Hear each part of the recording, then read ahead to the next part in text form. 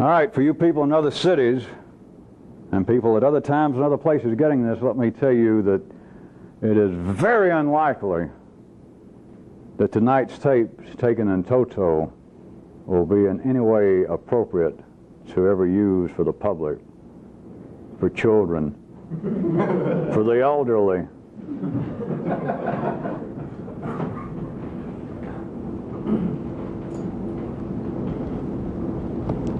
I left that pause there. You can cut that in case you want to start here sometime and use it.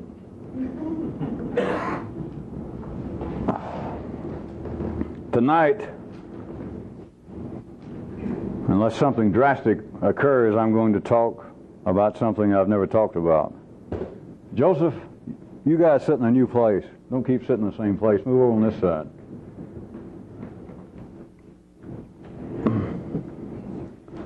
I'm going to talk about something I've never talked about, even with the old group. It's something everyone's interested in, and it's getting, I'm upping the stakes.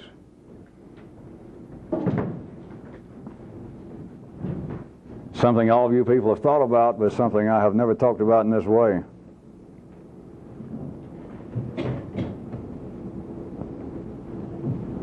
"90% of everything that I do with you people, whoever it is wasted. And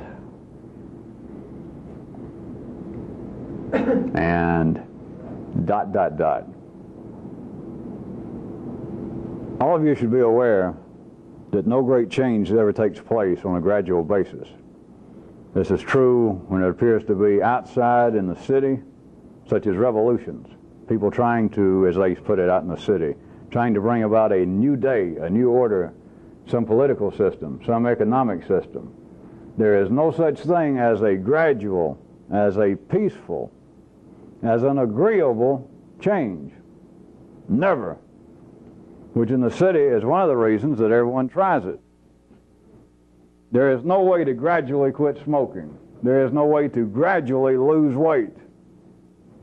But everybody tries it. There is no way out there for a revolution to take place under conditions that are gradual, agreeable, or peaceful. And if you think it's possible inside of you, then you may be terminally cityfied. Your consciousness may be so tied to ordinary affairs that you cannot believe other than it's possible to work on yourself piecemeal. It's possible to gradually change, even out in the external world, in the ordinary world. To give you an example, even though I say it's no real change, even that which appears to be change, such as a guy who was a habitual drunk, overnight to quit drinking, what does it take? It takes, like him killing his wife in a car wreck the night before. It takes him being arrested for the 15th time for DUI, and they take away his car and his license and give him a 3-year sentence in jail. It has to be shocking for it to even occur out there, for it to apparently, for any change to take place. But in that which is what this is about, there is no such thing as a gradual change. It appears to be. But it is not. And it is not agreeable. There are people now writing me in the other cities, well, that's been going on for years, threatening they want to move here. And I say, fine. If you've been in another city long enough and watching these, if you're convinced that's where you belong, go ahead, I don't care. Then a month later, well, I've been thinking about it, but I can't decide what to do. What can you tell me? Move if you want to. If you don't, stay where you are.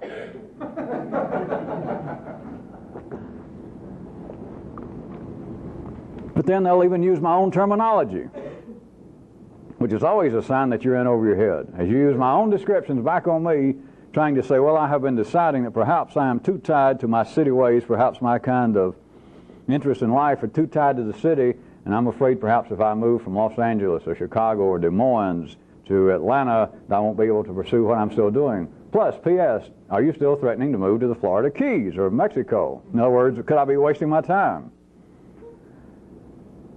It is no more than the fear of any change. Who the hell wants to move? Nobody does. Nobody likes it. You don't even like to move across town. Once you get settled in some little apartment, or even if it's rat infested and it's too small, You get settled down there for 2 or 3 weeks, and somebody you know say, hey, I know where another apartment that is a lot better price across town. Now, you might say, well, I don't fool with it now, I'm too busy. But the thing is, you do not want to change. It's not agreeable to change. And all this activity, although I bring this up every few years, you'll notice, but it's happened again, except the stakes are getting better.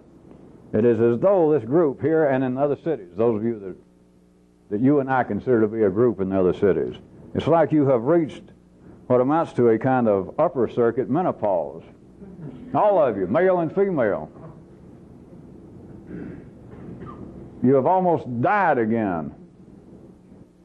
And I am almost filled up with it.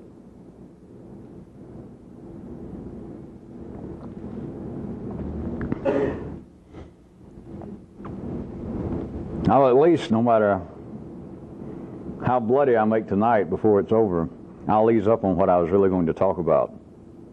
I'll sneak up on it a little bit because it's tied to some of the things I started mentioning last time. You remember that I pointed out to you that there is nothing beneficial. There's no way to beneficially study something that is still. And yet everything the city tells you otherwise. It tells you in a physical, in a scientific, in a psychological, in a spiritual way that if you're going to study something, if you're going to learn from it, it's got to be still so you can look at it. From life's view, from the city view.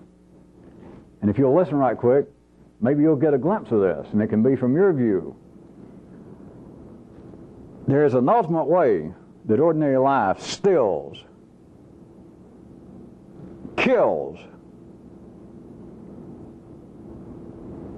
things and people so as to apparently make it possible for them to be better studied. And this ultimate way I've got in mind, I want to tell you right now, is by naming them. It is an ultimate, it is a dastardly way to still and to kill something. And let me give you some specifics. It is to label a person. When I said a thing, that always includes people. It is to label a person. Now here's what you never would have seen. Let me give you some examples of how life does this. It makes man do its dirty work, as always. It's you and your neighbors doing it to each other. It labels people, and therefore it stills them. It kills them, but apparently it is doing it for the benefit of some of man's own institutions, so that you can be helped. We got to pin you down. We got to drive a pin through you like a caterpillar or a butterfly. And the way we do it, as far as you can tell, you're not getting hurt. At least you're not getting hurt in the lower circuits. You don't feel it physically.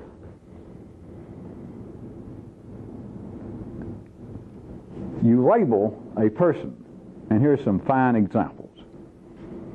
I'll run a small gamut here, but it will cover it. You turn a person into their birthday, astrology. You turn them into a number, numerology. You turn them into a sinner, religion. You turn them into a client, psychiatry. You turn them into a follower, a cult. You just name them. And you've got them still. You show up in a psychiatrist's office. It's the basis of a lot of the good old jokes. Because I don't belong here. My family sent me. I'm all right. The psychiatrist, sure you are. And all you got to do is get him to agree, or her to agree, all right, I'll come see you. I don't need it, but I'll come see you. All you got to do is get him to agree to be a patient. And in a sense, from the viewpoint of this sort of activity, this kind of unnatural activity, they have been stilled. They have been rendered immobile. They might as well be a poor possum out in the middle of the highway and the headlights get them, and there you stand. You're now, take your choice, you're a birthday. If you go to an astrologer and pay him money, tell me what I am, help me to change. I'll be glad to. Exactly when were you born and what time of day? So I can look it up in my book.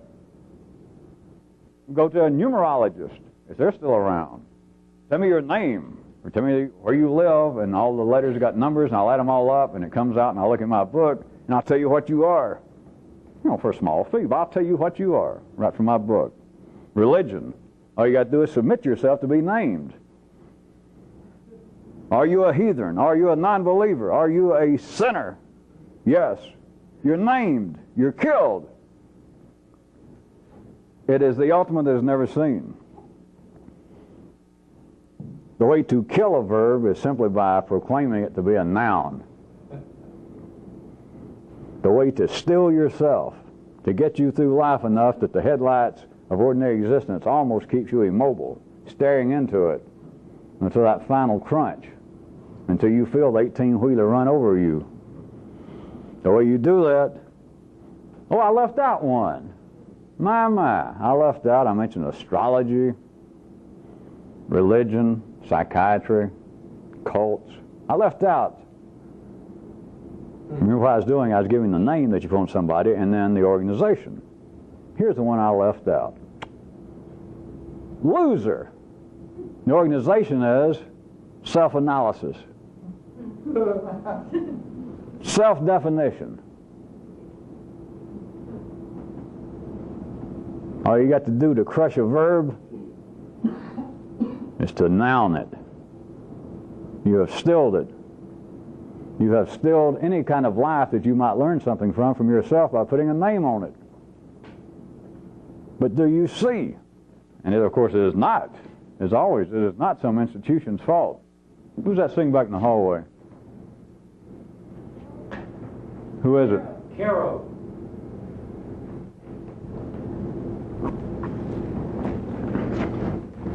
Everybody wants to name themselves. Everybody, you want to tell people about coming here. And for a long time, until you figured out or found there was no great secret, my name that you just wanted to know so that you could finally tell somebody. Well, I don't know how long it lasts, but at least right now I'm sort of studying with Fred. Although I may not give up being interested, or I may not give up being an astrologer. I may not give up being a mystical Jew. I may not give up being a Mason. That is defining yourself as a loser.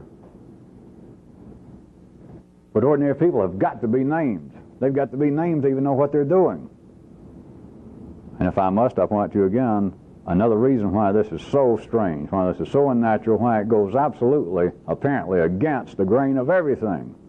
It does not. It is simply running, and this is not true, we should be talking about 4 pi at the least, but it's like a parallel line of life's growth in the midst of life. That this kind of secret knowledge, this kind of exotic knowledge that people dream about is not exotic. It is not strange, it is not hidden, it is simply running parallel to what's going on. You've got parallel knowledge in you. What you know in your brain cells, you don't know in your kidneys. And you don't find that strange. Of course, you never even thought about it. But the cells in your kidneys have knowledge. They got important knowledge. They got knowledge that your brains couldn't duplicate. Your brains can't clean out the body. If your kidneys break down, if they fail and you expect your brains to bail you out of it, goodbye. But there is parallel knowledge going on. But from another viewpoint, that which the brain knows makes that which the kidney knows look like what? Piss. Well, child's play.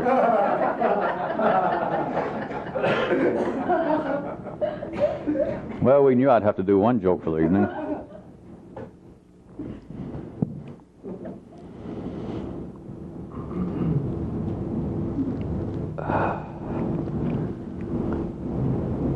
Another aspect I could tie this to. You recall I pointed out to you just another thing that this people in the city are always talking about. And they do not see it from a wider view. That is doing away with hunger. And I simply point out, let's take one place. Let's take America. Our time and our place. There is no doubt by all information available to anybody that we got enough food laying around rotting, storing, sending off, dumping off, that we could feed everybody in this country, if not the world, easily. That the food is not the problem. It's the organization. That is, we got the nouns, we got the food, we don't have the verbalization. It is not organized. There is no way to distribute it. Life is not. For you and your people, remember, I am not in any way pointing out that something is wrong with society, because nothing is wrong with society. If you think so, something is wrong with you. I am simply pointing out that we got the food, but life is not arranged to distribute the food to everybody. And so you can go away and cry about hungry people all you want to. But thus has it always been, unless you're going to fall into the trap of the person I mentioned to you last time and say, well, at least I'm encouraged that someday we will feed everybody. Well, I don't know why the hell you feel that way. What encouraged you to believe that? All you got to do is look at the way things have been. In the 3D world, if you don't know what the future is, you don't need an astrologer. You don't need a soothsayer. All you need is a modicum of knowledge about history. And that's the way things are, and that's the way things are going to stay until further notice. But you could see, to use that problem again, that situation, you could see it, that the nouns, the stuff, the things, that is the food, are in supply. There's no lack of nouns. What is lacking is to be able to verbalize what appears to be the nouns. The organization, the ability to distribute it. Life is not arranged to do it. Now, whether you got all that or not, let me point out that laterally speaking, what you need to really get up to speed with this, I could say that you've got enough stuff now, people are attracted to this in general, that you've got enough nouns in you now. You got enough stuff. But you are not organized to distribute it properly in you. You are not organized to use it. You're starving to death from the viewpoint of the revolution. And yet remember what I mean by laterally speaking, forgetting a great explosion or any sort of metaphysical experience. If you were simply conscious on the negative side where you're now positively conscious and vice versa, that kind of lateral expansion, if you had something approaching 4D consciousness that you could remember everything that you had done, not in detail, but that every time that you went yes, you could remember, I just as passionately 2 weeks ago, 2 years ago, went no. And the very person now I'm hugging, 2 minutes ago, I was mentally killing. That would be lateral expansion. That would be the organization. That would be the distribution. That would be feeding the hungry in you now. That would be a miracle. You would not be the same person anymore.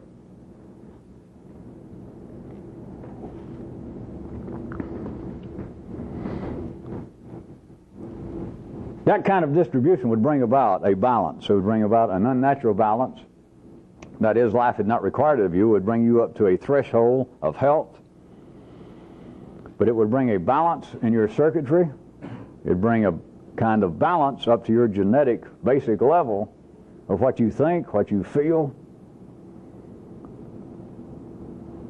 And from there it could go from that kind of balance to an expansion, a lateral expansion, and then it's possible it can go into an explosion and open up the higher areas of the nervous system. Let me go ahead and draw something since I'm going to... You say yellow doesn't show up at all? Well, this will be one of the times, won't it? There's the yellow circuits. There's the kind of blue circuits of your good old emotions. And then what appears to be, in the city they call the life of the body and all that shit, the red circuits. But I want to describe it also in a different way tonight. I'm going to be using it. If this existed in a 2D or even a 3D sense, there's another line I could use that would be this kind of difference.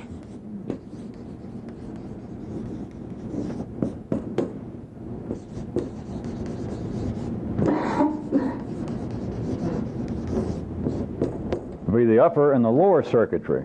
And if we could actually isolate physically the circuits, which you can't, it's good enough to use as a map like this, it would run right in the middle of the blue, which seems to tie your thinking and the body together.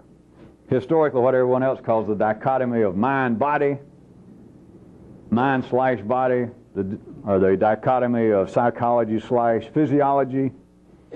Between the two should be the blue circuit.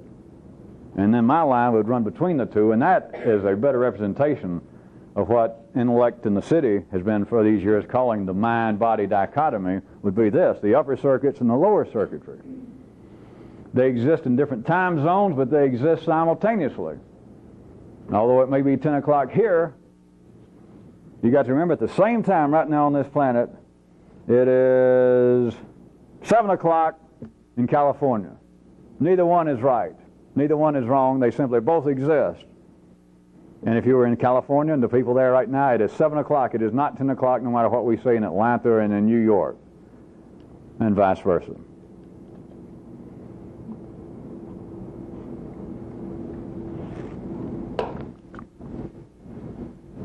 The circuitry that I'm about to take into the thing I've never talked about, I want you to just take it this simply. Can you see the yellow at all? Okay. I want to point out, when I ask you new people to write down what was your problem, what you considered to be your problem in life that would be, or just what seemed to be your problem, besides what I mentioned last time,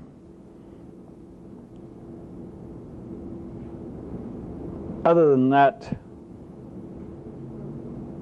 which was not really a problem, the rest of them fall into this category, is that you are asking for strength. You put it in many ways, that you wish you could do so-and-so, or you feel as though it's because of your lack of ability to finish projects, or that you cannot pick out the thing you want to do in life,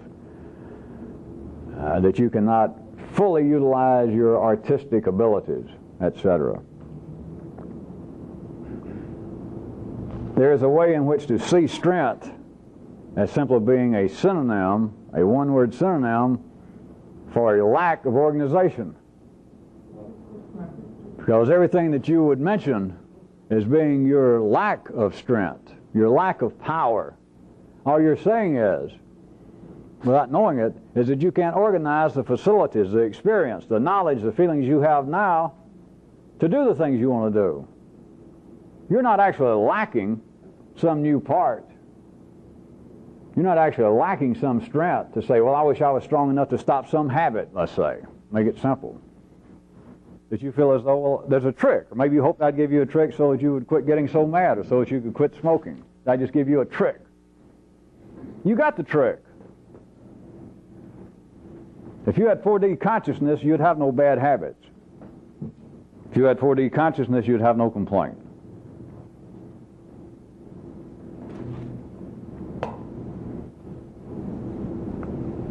All right. As I said, I am very close to taking an axe to this whole organization here and in other cities. Not a scalpel, not to work on it piecemeal. I am very close to just taking an axe to it all, everybody. And so you new people are here just in time. More than that, you don't understand justice yet. Part of me upping the stakes in this moving is because of you new people being here. So I'm going to talk about a subject in a certain way that no one has ever heard, in fact, the old people. You can consider this a new ball game. What I'm going to be talking about, to give you the one word, but all of you should know by now that I'm not actually talking about the way you take it, but it's going to sound like I'm talking about death. But be warned, those of you who know and those of you who don't know, that you know damn well I'm not talking about death the way you always thought about it. Not at all. And I don't care how you ever thought about it. However you thought about it, it's not the way I'm going to talk about it. Because we're talking about something else. I'm just using words, names, even the words that have to do with verbs that are available in the city to try and drag you off in a parallel direction. So here it is. All of the talk, all the questions, all the fears that you people have had personally, that life seems to have about the inhumane nature of human actions. How can there be any hope for humanity when people go out and do blah, blah, blah? And you want to sit home and write poetry, or you want to cry and wring your hands, or you want somebody to pat you on the head, or you want a great voice to come down from the heavens and say, I know how bad people are, other than you, of course, and I'll straighten it out someday, and everybody's ass is going to get it. Let me point out first that everybody on this planet, all humans,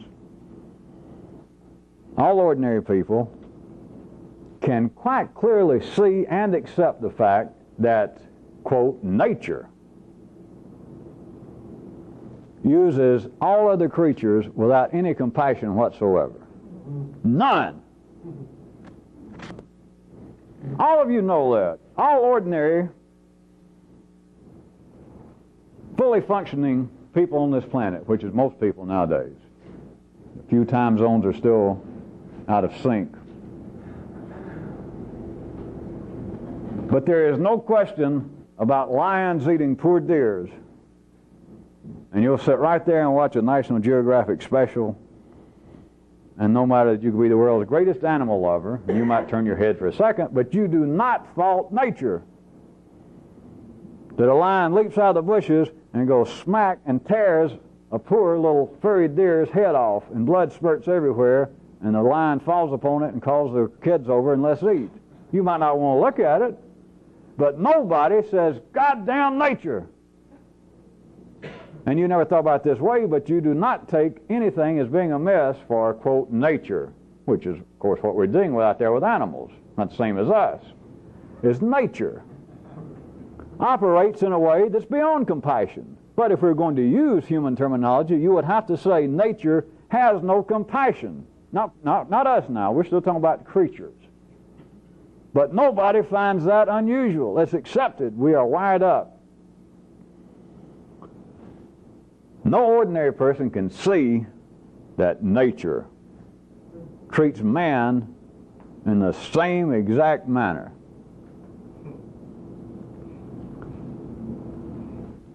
If man had not developed upper circuitry, there would be no sense of whether there was compassion, non-compassion. There would be no question as to whether we were in the same absolute condition and situation as all other creatures. The lower circuits and all other creatures that you could name, that you can see, just every other creature on this planet, we would be of a common family if we were still simply our lower circuits. There would be no question as to the heartless nature of life. You would either be dining or you'd be dinner. Of course, you're going to be somebody's dinner anyway. But right now, while you were still moving about, you were either eating today or you're going to be ate tomorrow. Maybe in a grisly fashion. But there would be no question as to the heartless nature of existence. There would be no questions of morality, because there is no morality in the lower circuits. There is no morality in the jungle. And any of you who will be able to see by the time I get through this, is you should know there is no morality in the upper circuits. There's a word called morality.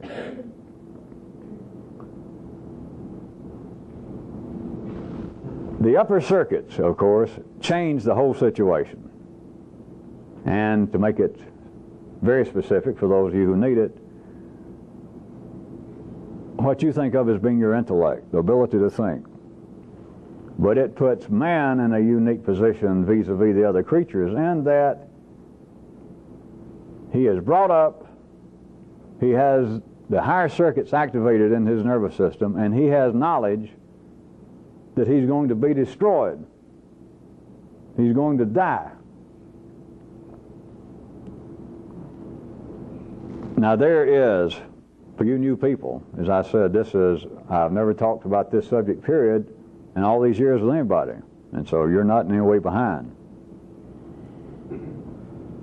There is no reason, there's no profit. You can't find any way, if you're approaching my reasonably fictitious and sane, my friend man, there is no profit, no proof to fear death. But you should be mad about it. I'm not talking about out in life. I'm not talking about people in the city. I'm talking about you people. If you begin to see, you should be mad about it. You should be righteously mad. That whatever effort you make here on this planet, no matter what you do, whether you do this or whether you don't do this, whether you continue here or I throw you out, you're going to be slaughtered. And what you did here, as far as you can see, I'm not going in now. When I said death, I'm not going to talk about anything else I may know, so-called life after D. I'm talking about simply up to the point that you know If you don't know, you don't belong here. If in some way you're believing otherwise, but you are going to be cut down. You're going to be slaughtered. It's just a matter of time. And everything that you have done here is going to be wasted. They can't put it in the grave with you. It's going to be cut down. Now, I mean much more than I'm saying, of course. And I mean much more than just don't let your ordinary circuitry believe that I'm saying everything you do is wasted.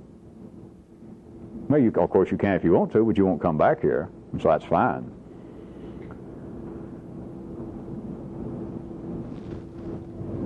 This has nothing to do with morality, and I repeat, it has nothing to do with any idea you have about life after death, because you do not know shit about life after death. And if you believe otherwise, you're an idiot. You are an idiot. You belong back in the city. I don't care whether you heard it from your priest, your rabbi, your mother, your father. They did not know. Don't you know that? Now, there is some knowledge at the cellular level, but it does not come out in any manageable, reasonable, understandable form in man's upper circuits. The Pope does not know what in the hell happens after he dies. Your mother did not. If you believe otherwise, I repeat, you do not really belong here. And I'm not saying I don't know any better. I'm not saying I do not know anything, but I'm sure as hell not about to tell you. I'm not about to tell you tonight. That's not even what I'm talking about.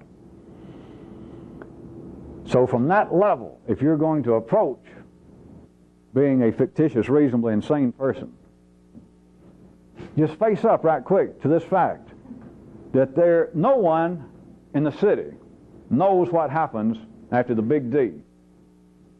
Forget all the Bibles and the Korans and all the stories and all the great choirs and all the colored lights coming through stained glass windows. Forget all the fears you had when you laid down and your heart pounds, or you spit up blood, or an x-ray shows a black spot and it turns out to be a cigarette lighter you had in your pocket.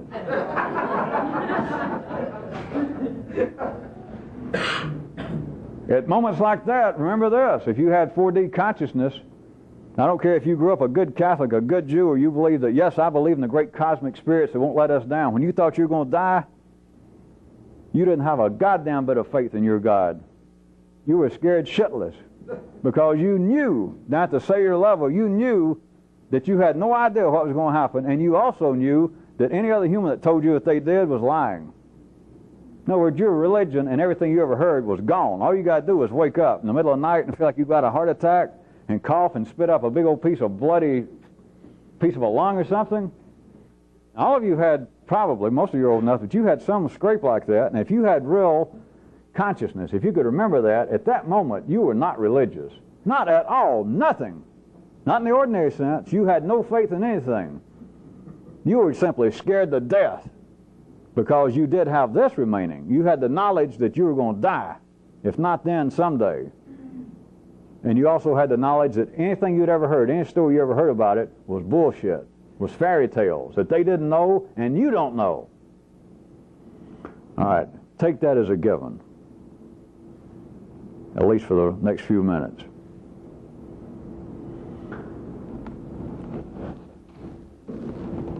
Life takes everybody. It takes me, it takes you, it takes the Pope, it takes your rabbi, it takes your mother, it takes everybody.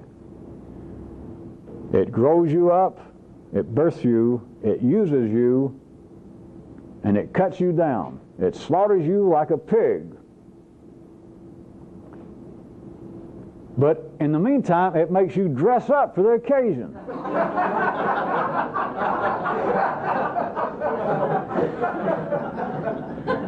While you're waiting for the slaughterhouse, it makes you dress up, and it makes you and everyone else stand around while you're waiting to go from being born to being raised and then used and then slaughtered. Not only does it make you dress up, it makes everybody stand around in the city and be concerned what the other people who are equally as blind, frightened, it makes you worry about, apparently, what they're thinking of you. While all you're doing is killing time here being used to wait to be slaughtered. If I've got to point out to some of you people, even some of you older people, this is not some new form that I'm suddenly springing on you of pessimism. And I am talking about much more than what it sounds like. But you are being used. You are, I am, everybody is.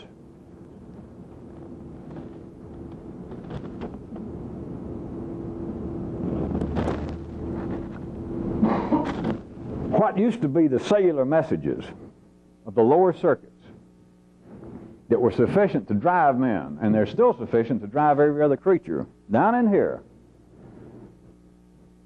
those cellular messages that would have kept you moving,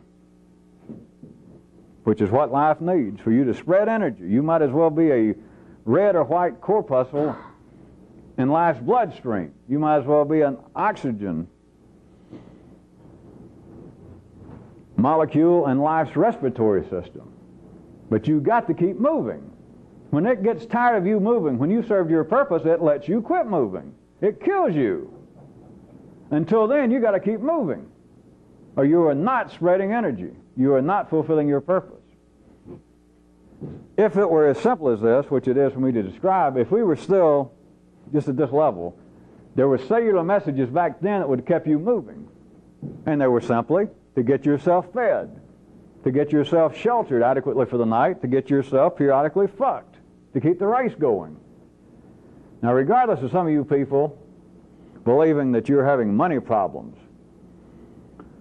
you do not even have a walking around handle on life back in the city, if that were actually true, because you simply have got to, again, be at least a fictitious, reasonable, insane person and face up to this, that those kind of drives from the lower circuits in our time and our place right now are not sufficient to keep you moving, because you would have to be an Olympic level dunderhead not to be able to feed yourself and to shelter yourself with just a few hours worth of common labor a week, going by and collect food stamps. Keeping yourself fed and sheltered will not keep a contemporary person moving, and you just got to face that. I'm going to get into what you think is the rest of your problems. That's where we're going. But nobody, unless there were still people that were in the Stone Age, I know that there are reports still that there are people that the time zone is that far out of whack on this planet. But let's just leave it at us. You're the archetype of humanity right now. There is not in any of you enough cellular messages left at this level, that is, that you're going to starve tonight, or that you're going to sleep out in the cold and maybe freeze to death. You're not having to get out and rummage around every day out in the bushes to find berries to eat, or to kill animals to eat, or to have to cut down trees and to make yourself a shelter. If you do, you're an idiot. So those kind of molecular, those cellular messages are no longer sufficient to make you move. So what's happened? There is now upper circuit versions of them. And instead of the hungers, the actual physical hungers to feed yourself and your mate and your family and to shelter them, it is now upper circuit versions of these, and it's position hungers. That's all it is. It is non-edible hungers that are attempting to be fed. You people, for instance, that believe that your problem is money. It's not money. It's not anything that you need. Now, if you're going to live in the city, I'm not here by any means condemning possessions, if I got to say that again. But none of you, if you're sane at all, have a money problem that has to do with keeping you alive. You are your family. It is now hungers that are coming from the upper circuits, as they should. In the city now, you have got to want position, or you wouldn't keep moving. You would die. You would become an unprofitable hermit. You wouldn't do anything. Now, I know some of you, I can look at you, and some of you have been on the verge of that throughout your life. You've just been hanging on the edges. You're sort of like a dinner dog that just shows up when you've got to eat. You don't really belong anywhere, and you don't have any allegiance anywhere, and you've kind of skimmed along the edges, ex-hippies, pseudo-hippies, himmy-dimmy hippies, that sort of thing, holding on to the edge of the city.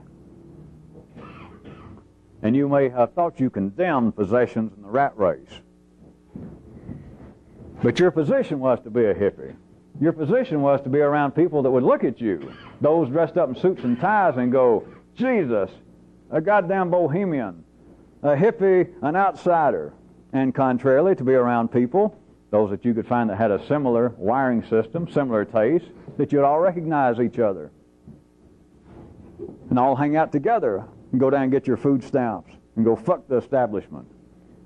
You're still part of a damn pack. You are still dealing with position hungers, invisible hungers, non-edible, non-fuckable hungers, and they are unique to the upper circuits.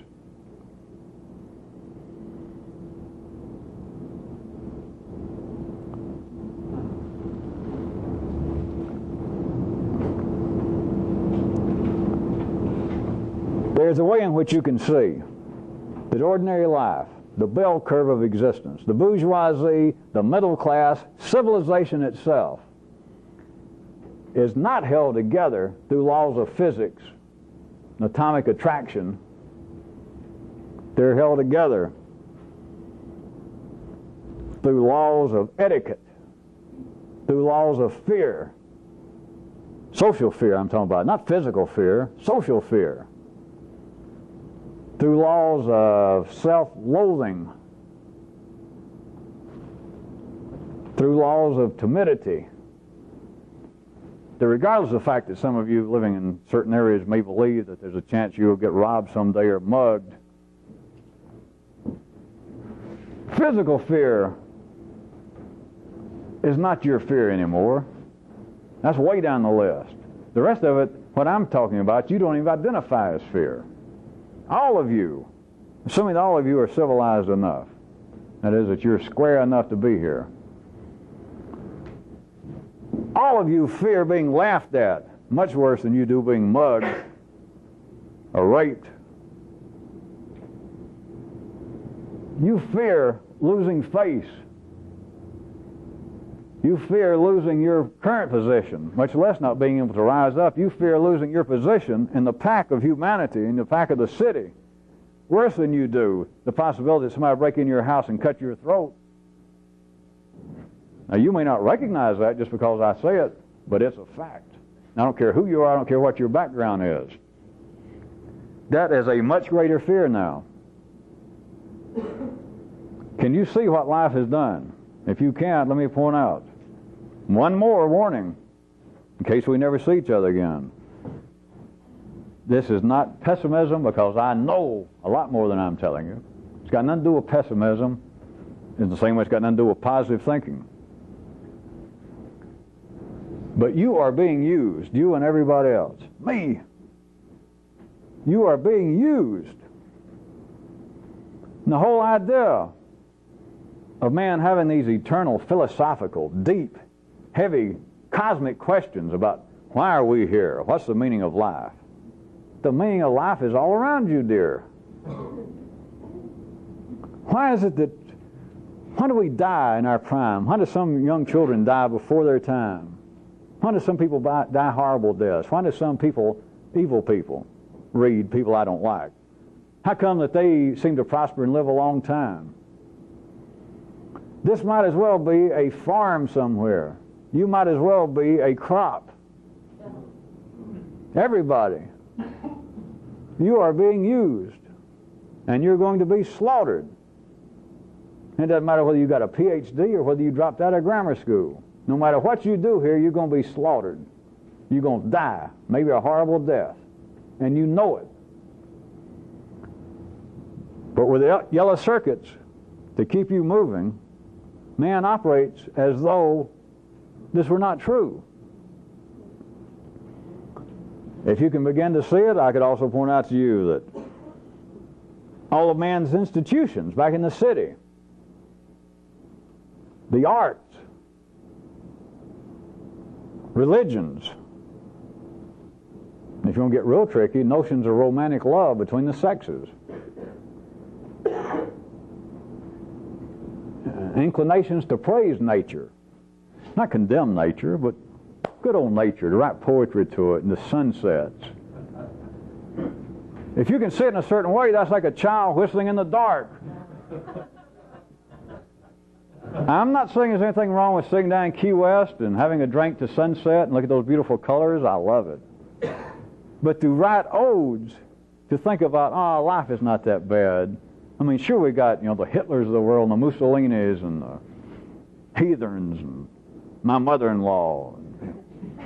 But nature, birds, trees, sunsets. Talk about being used, trying to sing praises to the very thing that in a most heartless manner is going to slaughter you like a fat pig.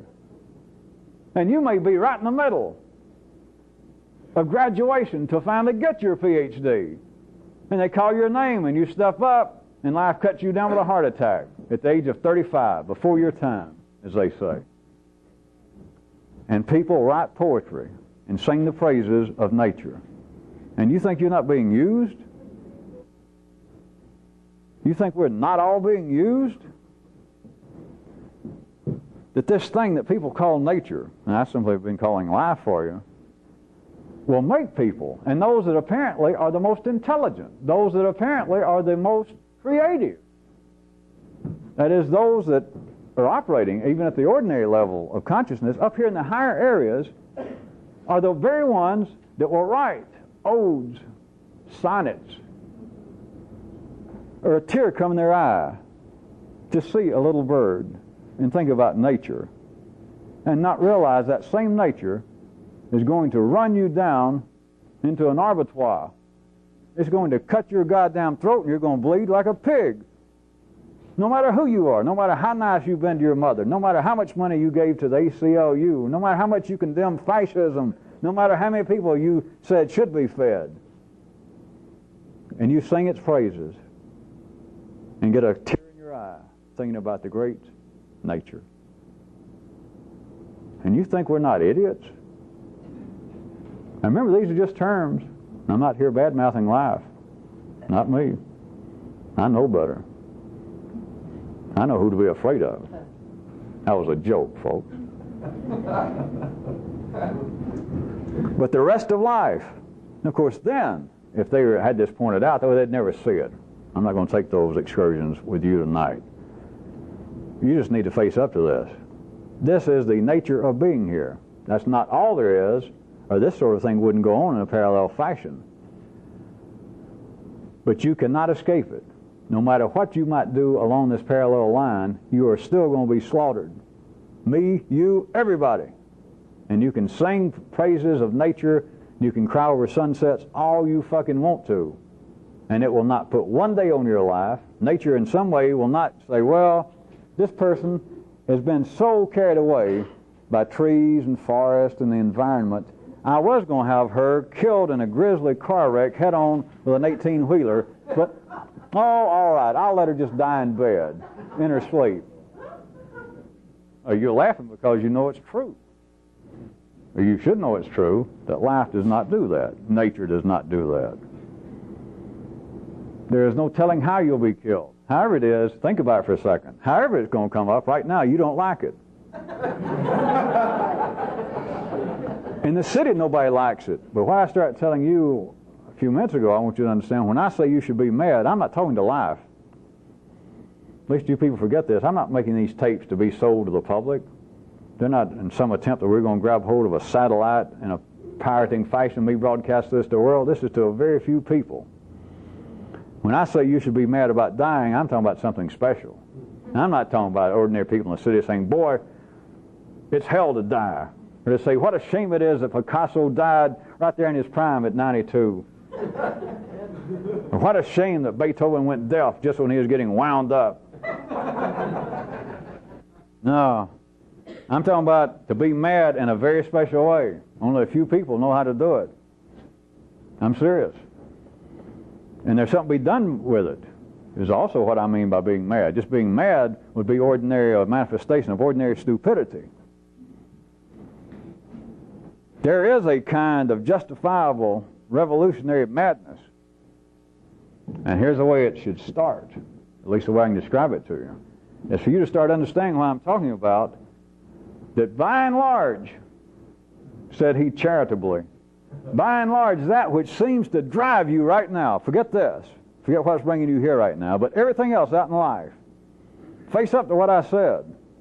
No matter if you've wrung your hands that you want to sit over a coffee or a beer with your neighbors and cry right now and think, well, I'm poor and I don't know how I'm going to make it from one payday to another. That is bullshit. You're a fool to believe that, to fall into that. You're almost back at the lower circuits. You're just almost peeping over this line. You're just barely civilized. That's not what worries you. Not that you are individually dumb. This all comes from the cellular level. This comes from the DNA. You are helpless. But you're no longer fighting day by day, week by week, month by month. Your lifetime is not involved with feeding yourself anymore, with keeping your family sheltered so that they won't freeze to death. Face up to it. That would require, if you just got an IQ of a little over 100 nowadays, you could handle that a few days, I said a few hours a week. All right, let's say that you're dumb. A few hours a day, a couple hours a day, and you could feed yourself. You can stay at the Union Mission free. You got to listen to the damn sermons, but stay free. You just got to look at what I'm saying and just look past that. That is not what drives you. Those days of having to be fed and sheltered down here, the fear of dying, the actual fear that you're going to starve to death, the real fear of it is gone. Just forget it. It does not exist to you. And your fear is that I'm not going to make it from one payday to another. What are you going to lose? Well, you could say, well, I'm going to lose my house and not have a shelter. All right. So you have to move in a rented house. You have to move in an apartment. You just simply got to face up to the fact that it is not life or death driving any of you motherfuckers anymore. And you believe it is, though. The upper circuit says, well, it is. If I didn't work over several hours a day like you're talking about, my daughter would have to drop out of ballet class. I would have to take my son out of that private school and let him go to a public school. I might lose my Firebird. I might have to end up like I was 10 years ago driving a used Honda. Now we're getting somewhere.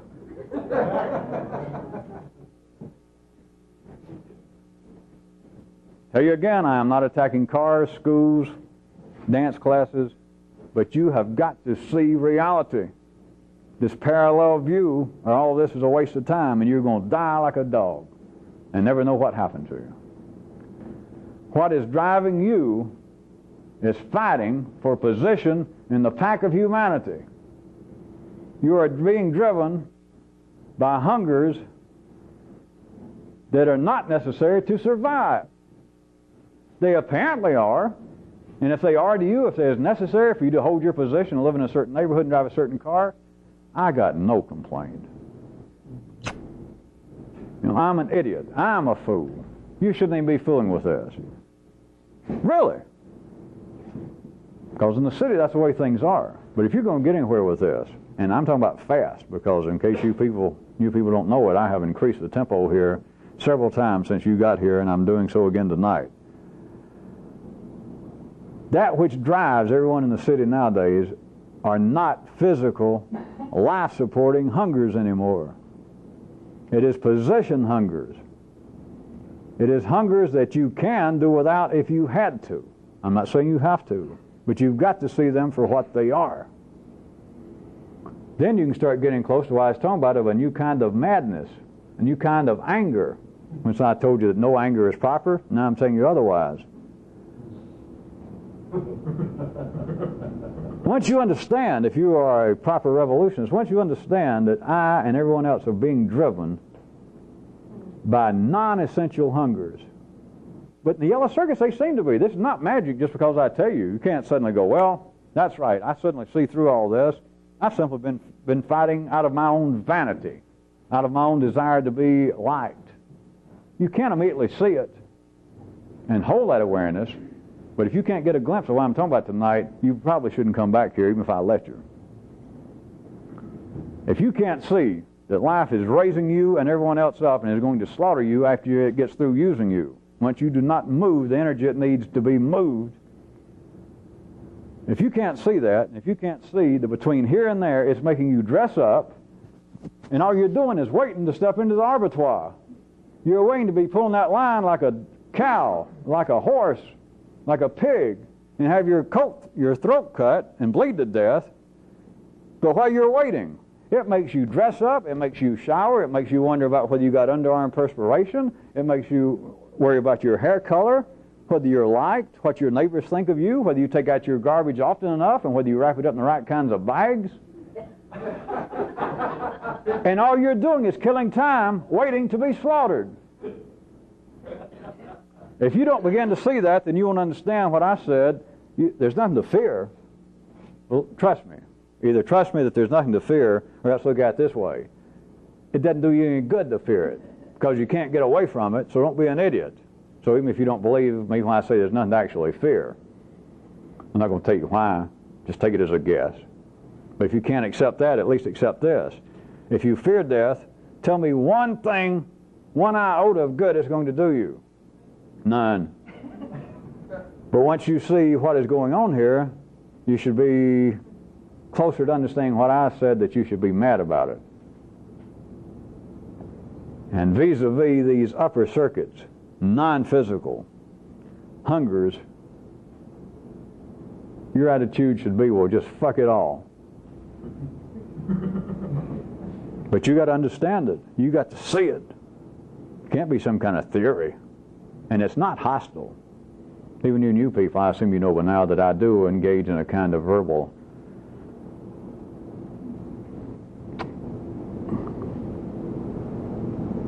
is it actual ballistics or just professional wrestling?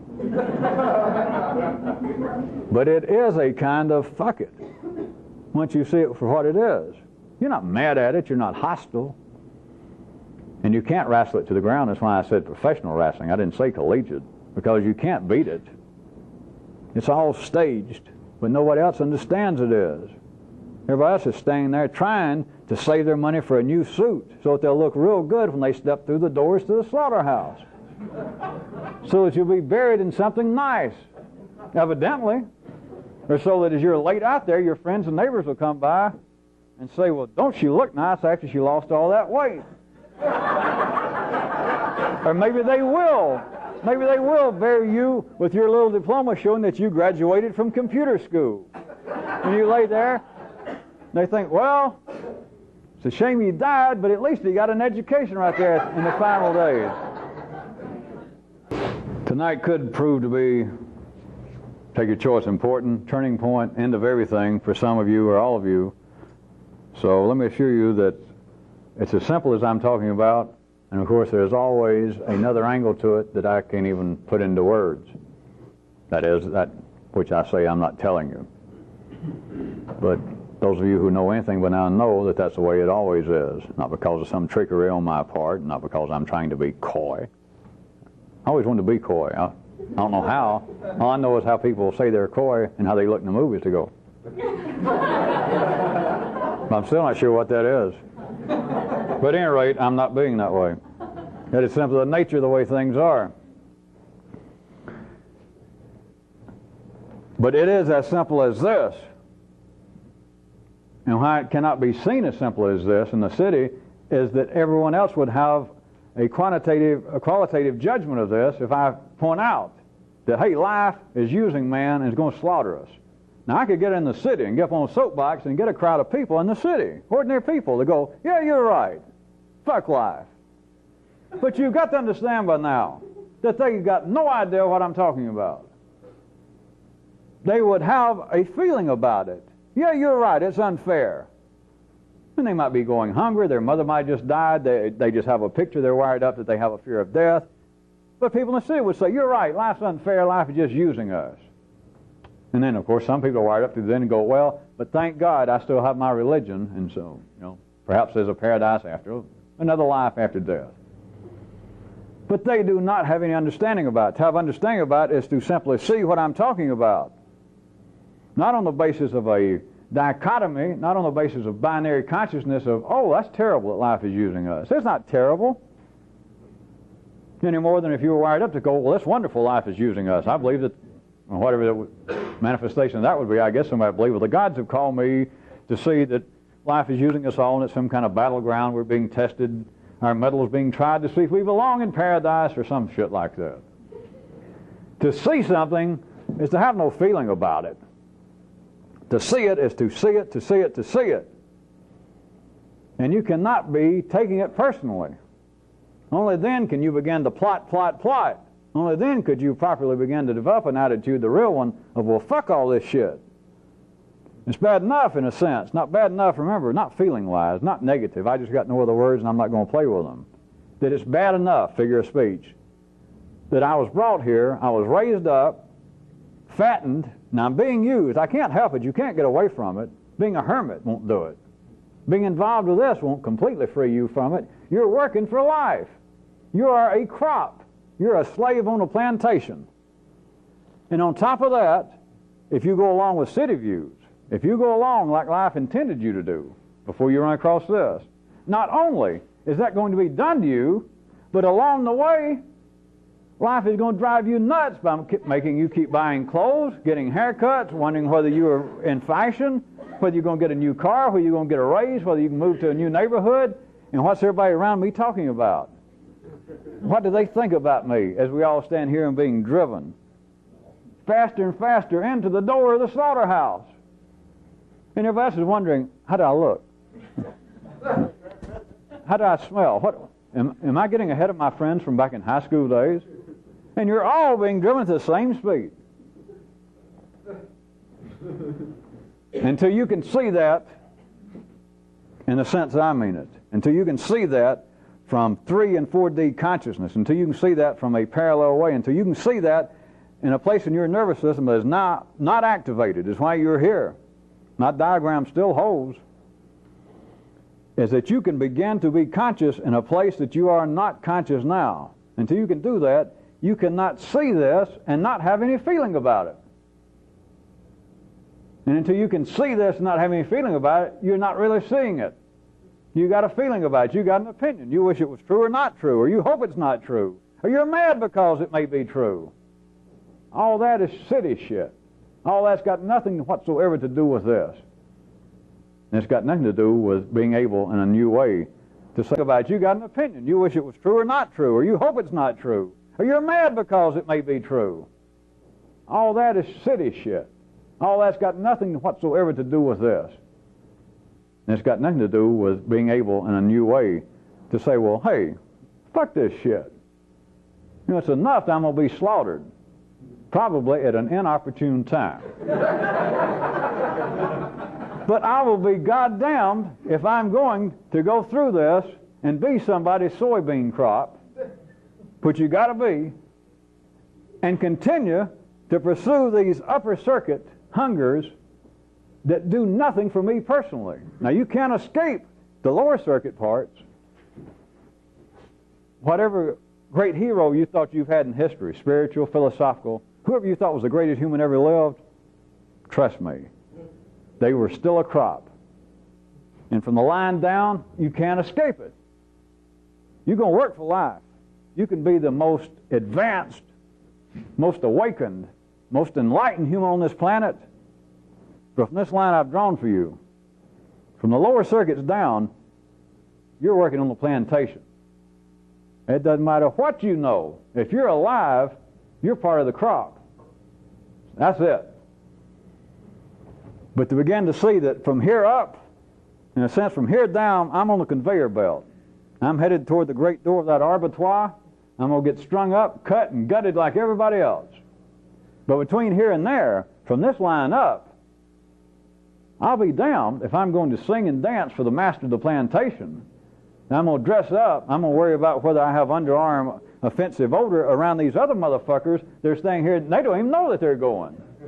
Or that I'm going to worry about, I wonder what they think of me. It's just all irrelevant to a revolutionist. It's all irrelevant to finding out that there is some escape, not from the slaughter, but while you're here alive now. Forget about life after death. Right now, you can live in a place that other people don't live. And you can do things, as it were, off on the side, as though you were a soybean plant. And off on the side, when the overseers are not watching, you're still going to put out soybeans, or whatever it is you're doing for life. But it's like when it's not looking, you can make your own little matchbox guitar, and when nobody's looking, you can play guitar. You might learn to make paper out of an adjoining plant. You might begin to write books. You might make yourself a little magnifying glass and study the dirt around you, or make a telescope out of it and study the heavens. And in a sense, you're not really helping life. Not in that sense. That is what I mean by, in a way that you have no idea about being mad. To see it and be mad, that I'm not going to tell you anymore. It's to be mad. And they can't be mad in the city, and you can't be mad in the lower circuits. Now you can think you can, and you can think you can in the upper circuits by crying out about the immorality of bad people living and good people dying and all that shit. And of course, especially about you dying. A few little things I'll point out that I know will catch some of you people, little minor details, you might say.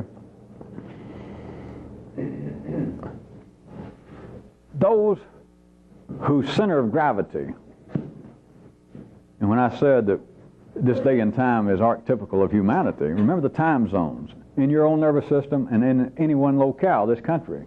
There's still people in this country, in New York, in Los Angeles, in Atlanta, in Miami, in Chicago, that their center of gravity is the lower circuits.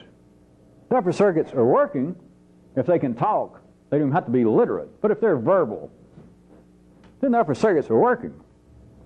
But there are people, and there are people in you, remember, but there are people, other individuals, whose center of gravity is from here down.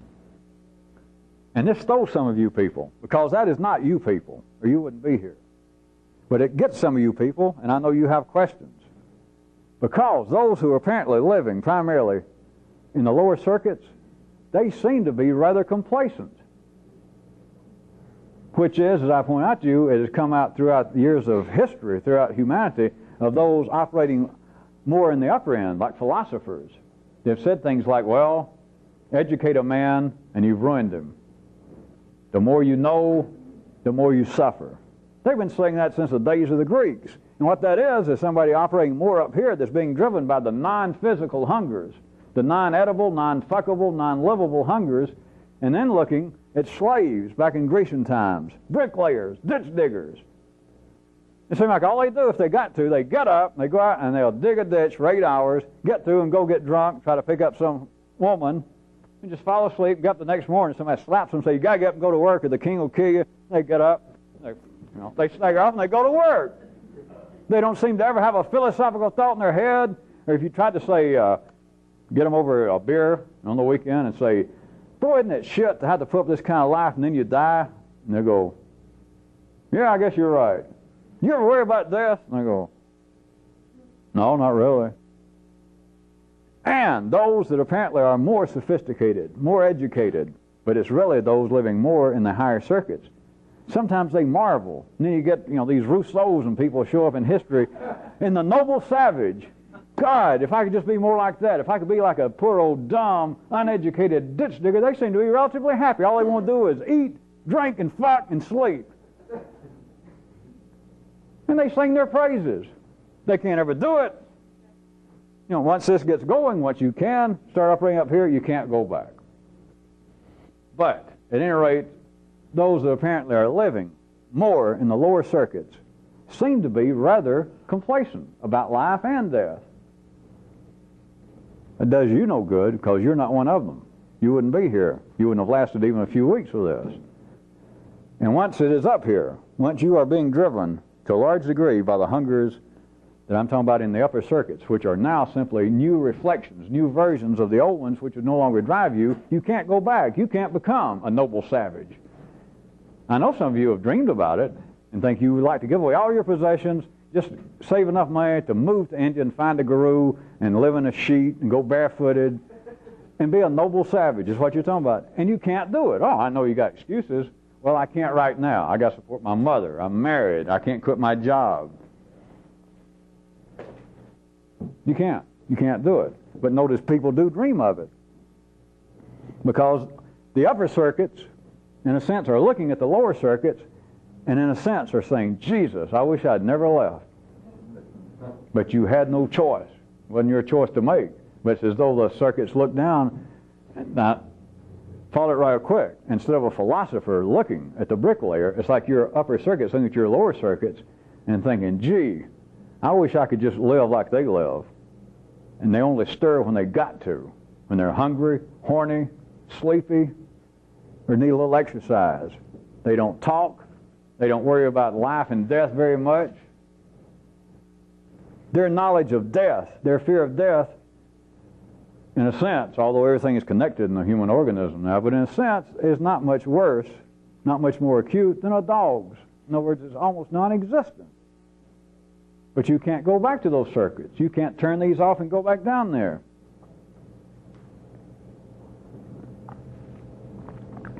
A couple more manifestations of this. Look how civilized people are fascinated, / fearful, / full of hate toward unrepentant killers. The fascination in the news, books, articles about it. But to find a mad dog killer somewhere, one of these serial killers, or a guy that just one time just walks into a McDonald's and shoots everybody. They can't. And they catch him. They try him. Maybe he doesn't have anything to say. Maybe every time if they ask him if he got anything to say, he looks at the judge and says, yeah, fuck you. And they try to interview him. They give him 3 life sentences and sentence him to die 4 times. And he comes out of the courtroom and somebody catches him. Or later, maybe they let him interview him before he's going to die. And they ask him, how do you feel now that you've been sitting here on death row and you've had all this time to think about it? What do you feel now? He says, more or less, still this to all of you. There is a fascination. Take your choice is when I gave you the slash, because there is variation of the ways you would think about it, but it's all the same. Fascination / fearful that a human could be like that. Or another version is to hate them. But let me point out from a 3D view what is going on here, what's behind all that. Is that all other humans now operating in the world of the upper circuits and that know about death are supposed to be afraid of the death penalty. That's what the hell we got it for. And he's not. Well, how does it feel that they gave you death? How does it feel that it's already gone to the Supreme Court? You have run out of appeals. You're going to die. How does it feel? How does that feel, motherfucker? How come the man's not afraid? The man's not afraid of death. And we made that the worst thing that us as a total organism, that is a society, a nation. The worst thing we could do to a person is what? Kill him. And there he stands and he's not afraid of it. But now look at it another way.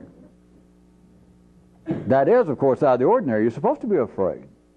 But look at it this way. Humanity cannot, individually or collectively, come up with anything worse to do to somebody than life's going to do to you for sure.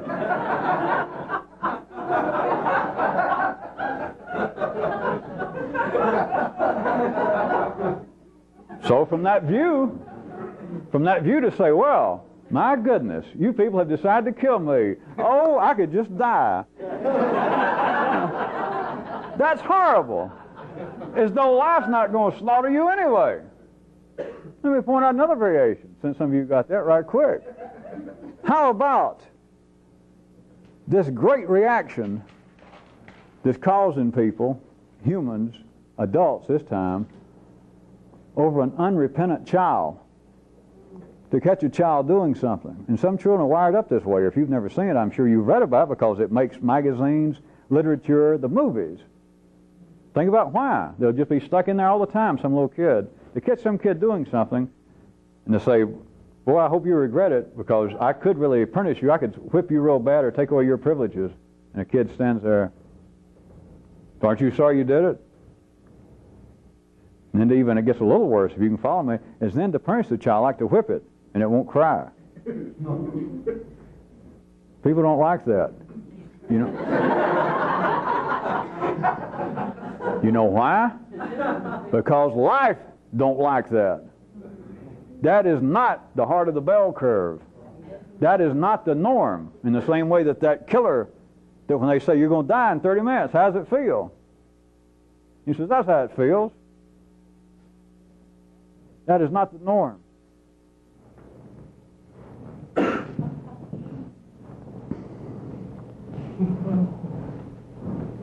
Let me try a couple of more. Because these are things that are known. These are things that people in the city experience, but they look at other ways. They try to explain it away or say that they don't really understand it.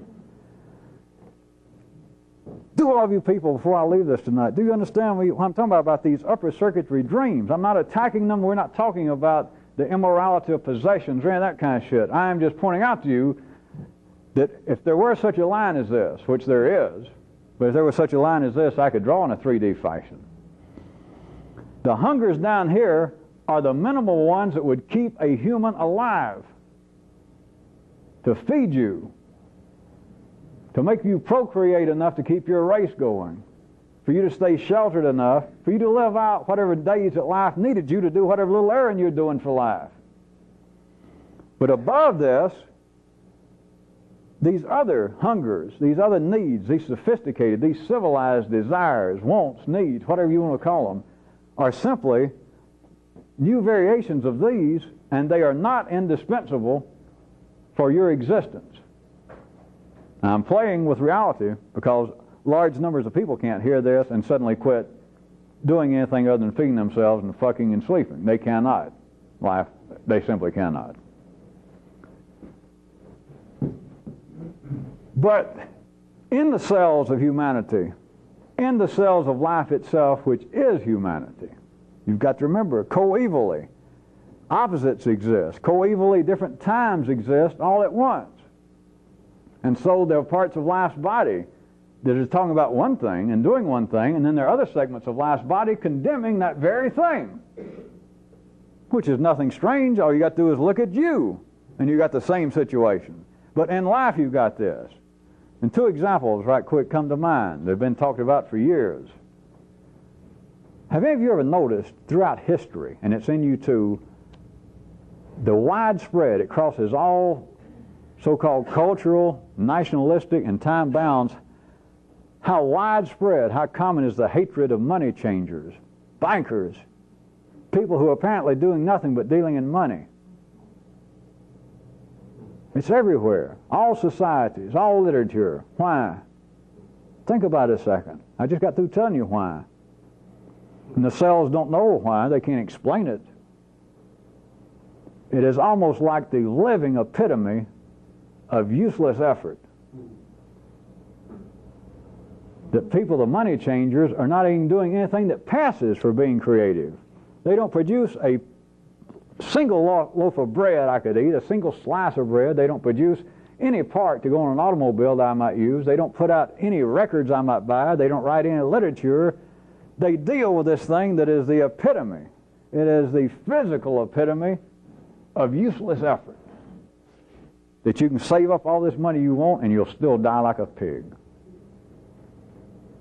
In between here and there, what could be a greater waste of time? Now, none of the cells can analyze it in this way. But what a greater waste of time, if there is such a degree in this.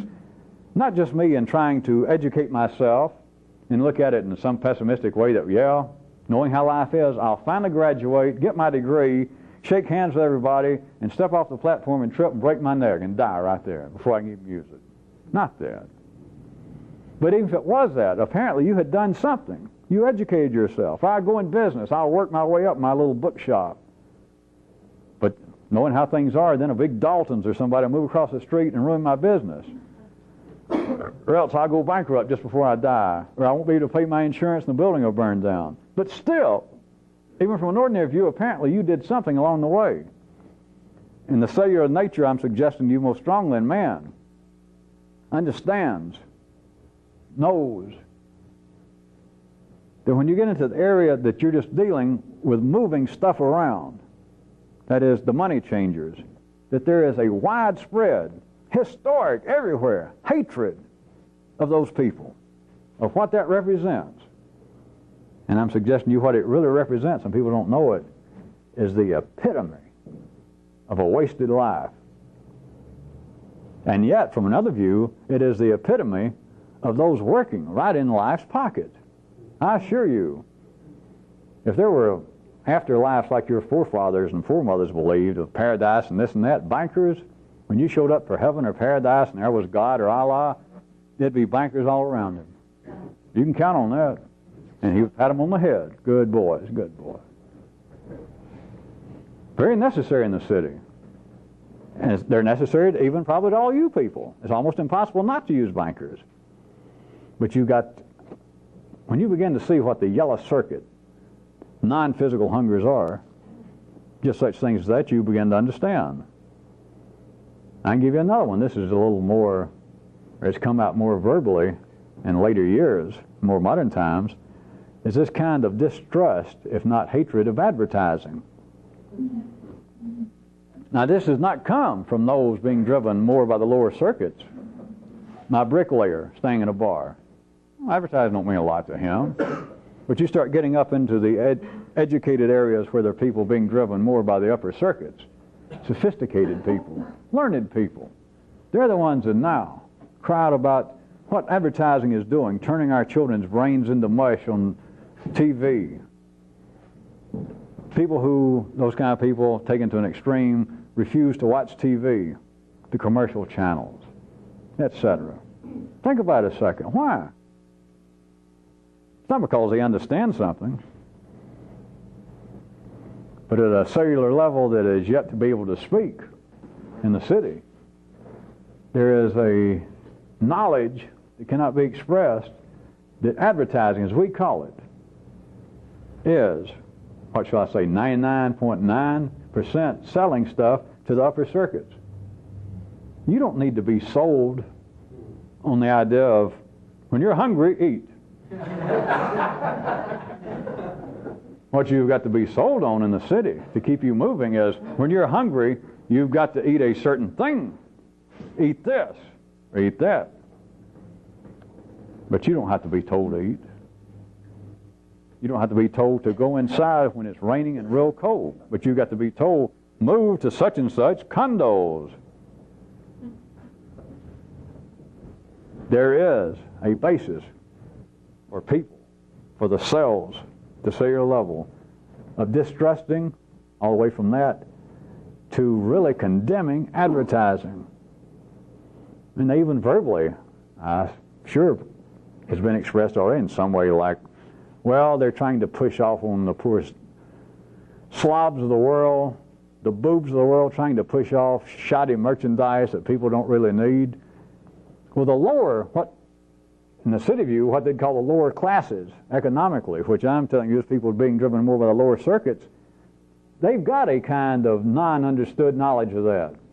But again, life is arranged that they would say in the city, my bricklayer, staying around a bar, and if you started to talk about him, about the folly, or the senselessness of advertising, he might say, yeah. And then if we had an ordinary sociologist, somebody running more from a yellow circuit, more higher circuit, staying there to listen to it, they'd say, well, now the reason the lower classes don't have much faith in advertising is it wouldn't do them any good anyway. They can't afford to buy all this stuff. That seems true enough in the city. That would sound like that's one explanation. But that doesn't tell you anything. I'm telling you something.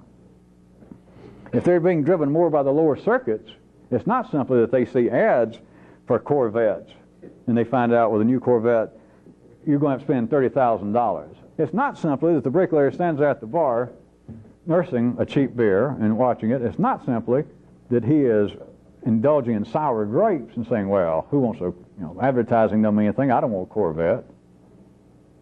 And you can say, well, you just say it because you can afford it. Hell, that's no secret. You look at the man. It's not a secret. Like him say, oh, I didn't know you could tell. Or him say, well, I certainly could. He can't. But on top of that, he's not even driven to have it that much. If you don't believe that, if you got any doubts, you should also know some of these stories about very ordinary people being driven by lower circuits that'll hit a lottery in some state. And it's not just contemporary times of lotteries. History is full of those stories of the poor bucolic lad that in some way inherits money or finds a fortune, and what happens to him? He's still being driven by the lower circuits. What happens is nothing. The lower circuits are not carried away by advertising. They simply are not. They might look at it, and you might ask the bricklayer there, hey, wouldn't you like to have a new Corvette? And he might go, you sure? You going to give me one? But for him to go out and spend a large part of his life trying to get one, and to worry about if I had one, I could pick up a better class of waitresses than I do now. If you're still closer to being driven by the circuits down there that have to do with survival, that which in times past was sufficient to keep you moving. If you were down there, then that which you now, which you can't get away from, but which you now find to be the desirable things in life, or that part of yourselves even tell you now that they're necessary to hold your position, it would no longer be the same.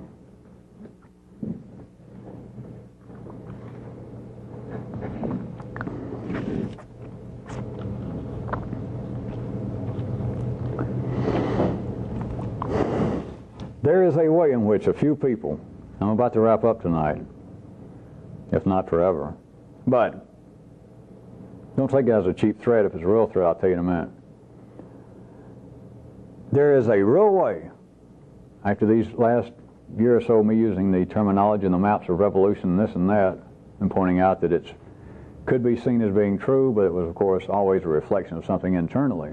Beyond all that, I can point out that there is a way in which a few people can correctly see, not people in the city, because it can't happen automatically or naturally, but that you can see your personal life as being a form of warfare. Not you against evil, not you against other people, but you against this. Is it going to slaughter you, and all the time between here and the door of the slaughterhouse, all you'll do is its bidding? Or are you going to be able to see what's going on and then learn how to apply it? Are you going to remain impotently defensive, which is what everybody is? Notice I said impotently, because everyone is defensive over the fact they're going to die. Some people apparently become religious. Some people apparently claim that they believe that after I die, I'll be reborn, or when I die, I won't actually die. Some people take up drinking. Some people just holler, well, fuck the whole thing. But it's a form of impotent defense. But will you allow me to suggest to you that all this activity has always been about moving from that to a form of, could you believe it, a kind of strength, a kind of real defense against being an outright total slave, of being nothing but a soybean bush, being nothing but meat on the hoof, just waiting to be slaughtered. And I could get really bizarre for you and say, could you consider the fact of actually getting to be in a position of being offensive toward life? That is closer to the nature of, well, fuck all this.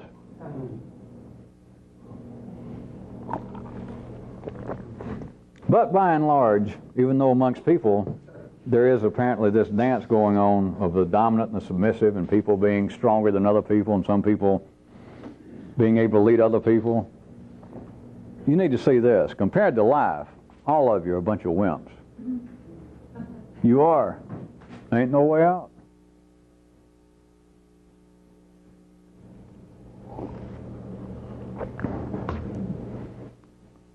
I get a lot of questions, and even I bring it up about boredom. Could any of you see boredom as being a proper, although it's not understood, but manifestation of awaiting slaughter?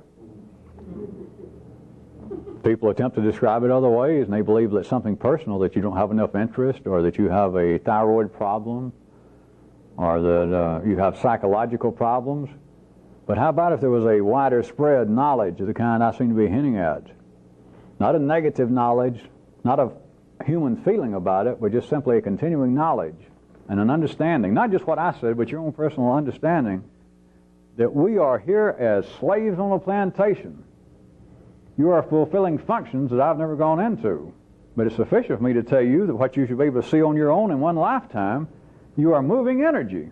You and everybody, the Hitlers, the Attilas, the Abrahams, your mother, everybody is moving energy around, the conflict between people. And you are raised up. You may apparently be fatted up. You may apparently be well-fed, less well-fed. You may apparently be successful. You may apparently not get along that well in life. But no matter what it is, you are being driven like everyone else, inescapably, to an abattoir. you're going to be slaughtered no matter who you are when life is through with you. On that basis, could you see beyond any past verbalization or attempted analyzation of this problem or this area of human life, but to see boredom as being a non-extraordinary manifestation of awaiting slaughter?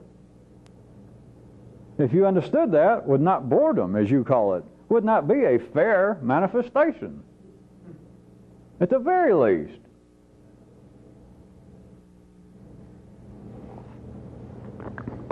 Boredom, of course, is not it, because boredom in the city connotes a spin on the word. That is, boredom is negative. And so ordinary people saying I'm bored, that doesn't mean anything. An ordinary person might as well say I've got a blister on my foot. I got a toothache. I'm alive. They're not telling you anything. I'm talking about someone who understood it. That would not a new level, a new order of boredom, would that not be, or could you see that as being a not unnatural manifestation of a known awaiting of slaughter? And I thought I'd cheer you up right toward the end.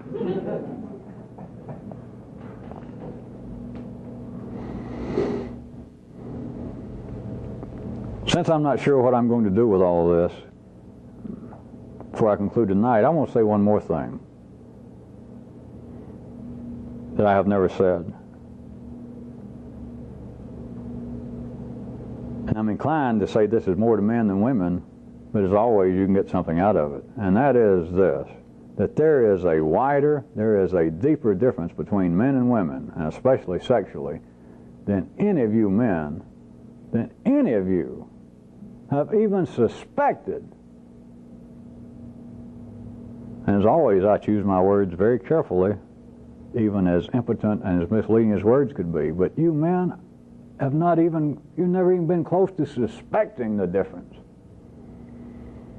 And as far as you women, you have a slightly different view. But that which you suspect, that which you find to be functional between men and women, is a 3D reality in a 4D world. But it's you men who, even here, in the main, who complain and suffer and believe that you have been hurt in relationships, or it's men who write romantic odes and etc. And so that's why I phrased it that way, in case I never see you again or if I never bring this up. Because it affects all of you, and all of you have whined to me, you've whined to yourself, you've cried to yourself.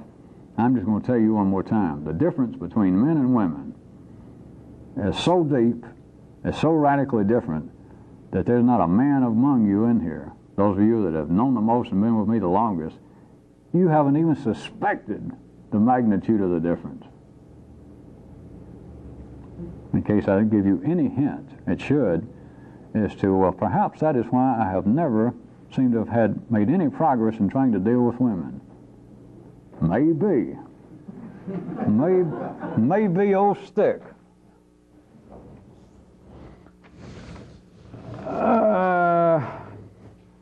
I'm going to cut the tape and do an epilogue.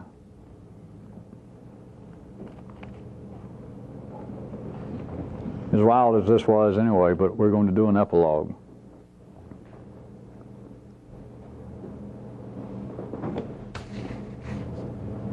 You punched in the end? Punch it. You want the end, as always, and the public tape.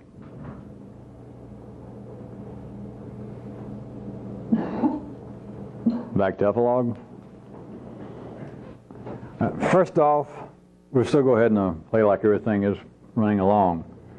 The excursion I gave you people Tuesday about doing the look around, I want to refine that. You've had several days now to do it. I'm going to refine it.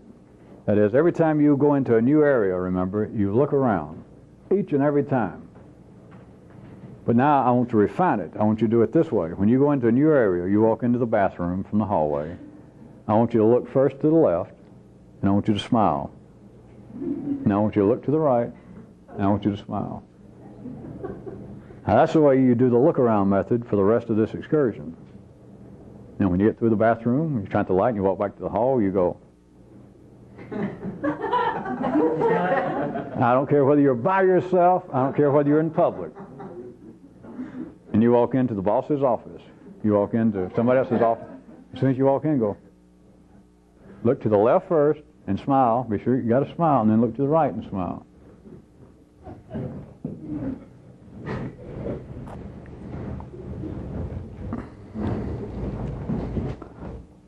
And I want you to do something else.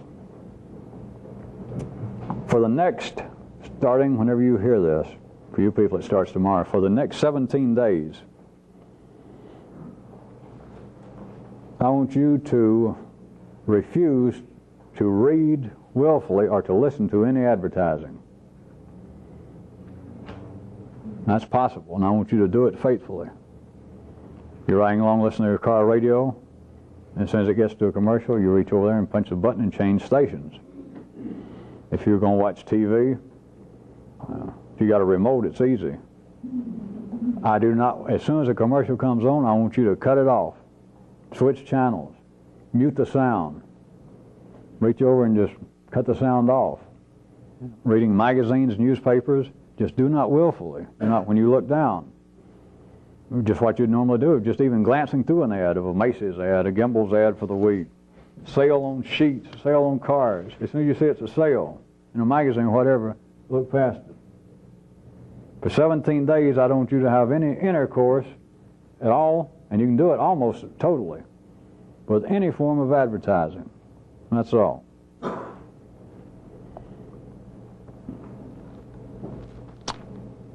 Well, if you really wanted it good, that same 17 days, you would not purchase anything based upon upper circuit hungers. I'll leave that as an alternative. I'll leave that as a suggestion. And one more. Between now and the next time we meet, I want all of you to take those areas that I've always seemed to be, maybe you've even done something like this before, but I want you to do it again for one final time. All those areas that seem to be the kind of things that would be self-improvement, the kind of thing like if you're trying to lose weight that you'd write a little stick-em note and put in the icebox like, don't snack at midnight, those kind of things.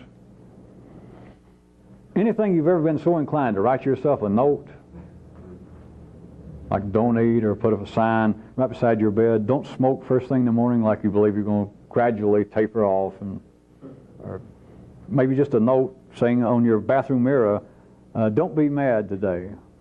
Remember that God loves you, whatever it is. I want you to write these notes. If you've ever had any inclination, now's the time to do it, because after this I don't want you to ever do it again. Write yourself any note that could be meaningful in a city sense of helping yourself, and place them around wherever you do it. Write these notes and go ahead and put them up.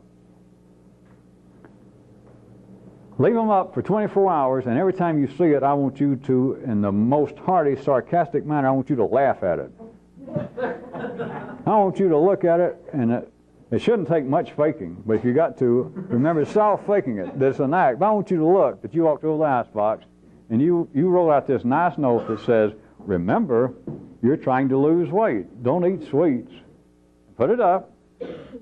Then next time, if it's 2 minutes later and you come back over the icebox and you look at that, even though I told you not to be sarcastic and hostile and all that, remember, this is an act. This is an excursion.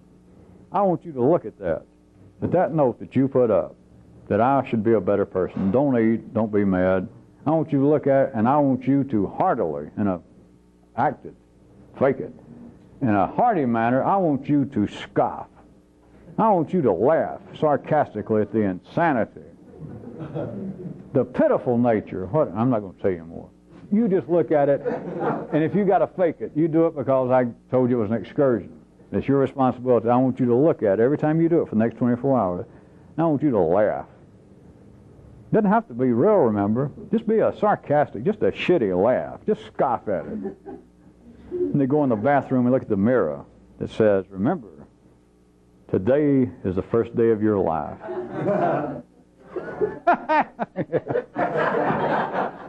Remember, you're Jesus' little lamb.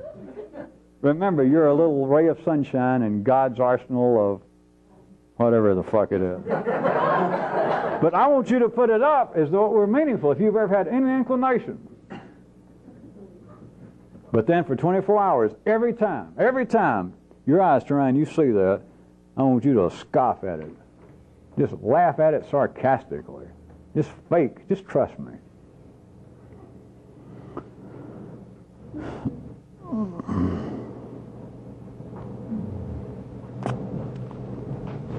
And you people out of town, as I'm saying this right this second, I am still not certain as to what I'm going to do. If you don't hear from me, we will assume that we will go ahead and meet next week, the next time we're scheduled to. But I want to tell you one or two things, here and out of town. From now on, whatever time is set up for a meeting, here and other places, if you're late, don't come. Unless there is some reason that I know about.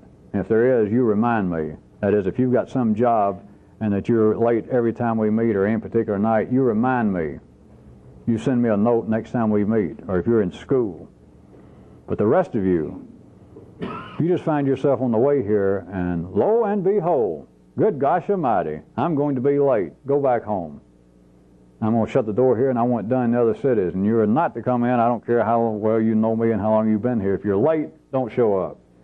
And for you people out of town also, I told them here, that didn't get on tape, I want to remind you out of town, these reports of attendance, when you people can bring yourself to remember to send them, I know what a big job that is. What with worrying about dying and all. These reports I get of some of you, and some of you have been around up there for a long time, are being continually absent.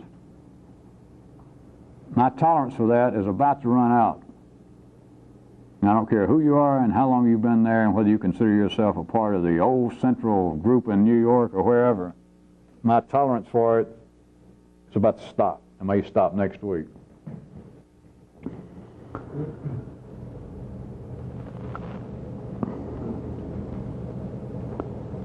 All of you people here and out of town are going to have to get real. This is not your problem, but it's the best way I can verbally segue back into it. No one has ever sufficiently repaid me for this. Now, many of you get up to a certain level at a certain time, and I could say, which I never do at the time, I could say that, all right, right now you've repaid me, what you've done, what you have gotten out of this, what has become now part of you, the shock that has reached down into your very genetic makeup, you've repaid me. That is good for how long? I don't know. What does your watches cut up time into? Seconds? That's good for a second. Then what else is new? But then the worst part is, the natural part, is I continually have to go through things like this, or bring in new people. And I warned you older people, right here in the front of all the new people, that bringing in these new people is going to start putting pressure on some of you that you didn't imagine, that some of you were almost going to drop from this, be crushed by it. And it's already come to pass just in the last couple of weeks, of things that some of you older people, some of you that I've depended on the most for me to ask you to do something, to tell you to do something, just simple as shit. Go call so-and-so and tell them to do such and such. And 2 days later I find out or ask you, did you do it? Yeah, I'm fixing to. We're not here, remember, to please me. We're not here to cry over poor old me. But to get into this, again, I've got to point out to you, it's nothing new. It's just reoccurred, and new people are here, and you might as well join in because you're part of it. I am back to the level. I have run things to the level that's now increased, and so it sounds like we're back to the level of talking about this, that I am just completely drained. Of course, you obviously see I don't mean that physically. I don't mean that I can't go on. But I have been depleted, I have been pissed, and I'll say that I am very disappointed rather than disgusted that everything has reached middle age again. Even you people who have gotten the most out of this, you have reached back to a new level of incompetency. You've reached back to a new level of absolutely forgetting what you used to be, or forgetting what you owe to this, or to me. And rather than be real selective and like use a scalpel and do these little tricks that I can do, this time I'm going to make it more exciting, whatever it is I'm going to do, such as take an axe to it. Such as just turn around and say, everybody from this side of the room, don't ever come back. Everyone whose name has an E in it, don't ever come back. Something like that. Or I may just dismantle it all. Very close to that, to tell you the truth. Very close. To absolutely just dismantling it all. Because there only comes times, as they like to say nowadays, there's only times that there seems to be a window of opportunity. Every few years comes around, and I've mentioned it to you older people when it happened before. And right now, it's almost a time, it's almost a chance that I could get away with it. And I could dismantle this and leave without having to fight a death-defying duel with life itself. Most of the time I couldn't, but I just want to tell you that right now we're close to me being able to do it again. That I could walk away almost unscathed. And it sure is tempting, especially to see that I waste 90% of this constantly.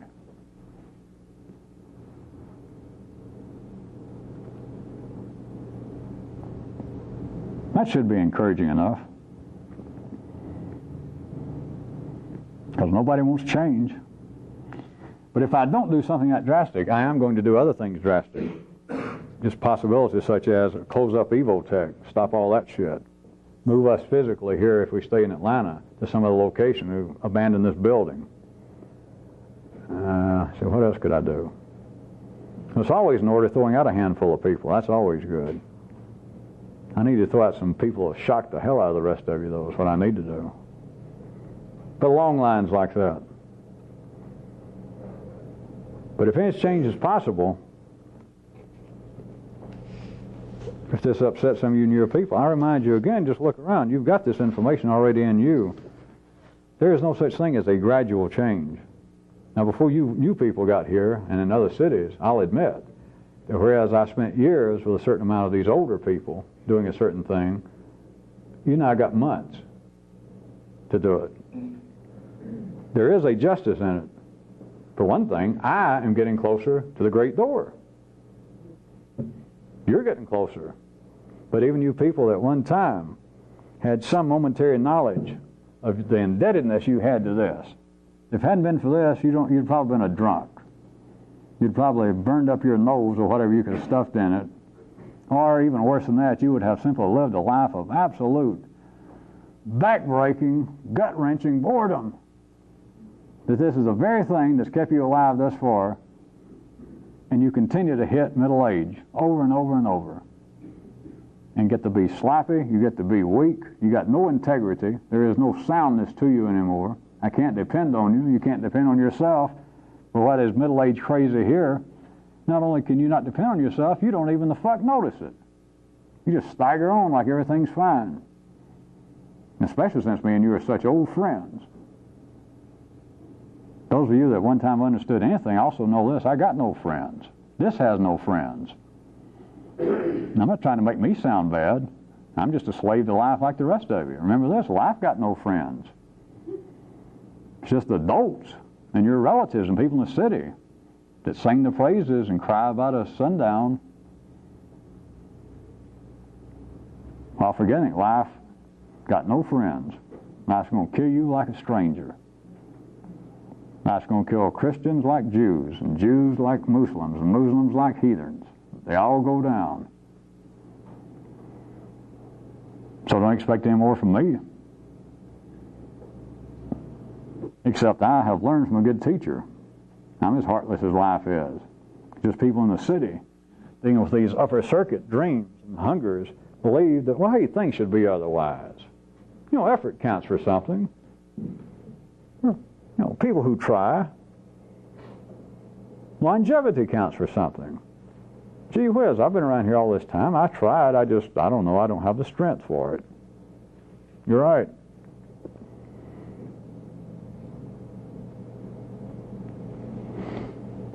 Everybody becomes middle-aged. Everybody becomes like an old maid. Everybody becomes a nerd and a wimp. Over and over. You get away from the city, You undergo some form of revolution. Now I turn my back. Morris said, of course, you turn your back, but I turn my back. I let it slide for 6 months. And now you are simply bourgeoisie on a new level. And it takes something shocking for you to notice it. And also notice, the older you get, the more you go through this, the less you have a taste for me doing this kind of thing. You older people, the thing is, gee, I hope he's kidding this time, or, why do we have to keep going through this? That's why I said this time I probably got to use an axe. Probably got to get down to the crude level.